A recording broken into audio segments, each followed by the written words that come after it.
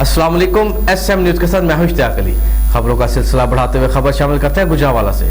गुजरांवाला में होटल इंतजामिया ने नून लीग की क़यादत को सर्विस फराहम करने से इनकार कर दिया।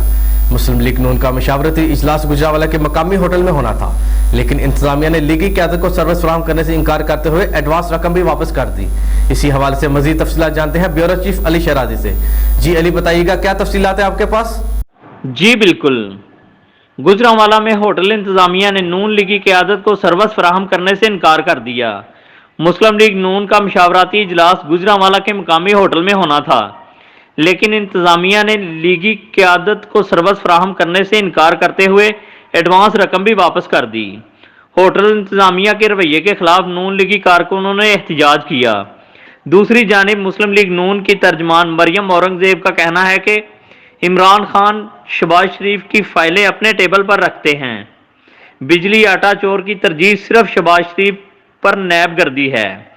उनकी मेज़ पर पाकिस्तान को तरक्की देने की कोई फाइल नहीं। उन्होंने कहा कि स्कैंडल टोला आज हचकोले खा रहा है, डर व खौफ में मुब्तला है। शहबाज शरीफ को इमरान खान के हुक्म पर डॉक्टर तक रसाई नहीं दी गई।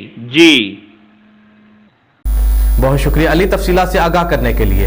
अब तक के लिए इतना ही। मजीद खबरों के लिए देखते रहिए SM न्यूज़।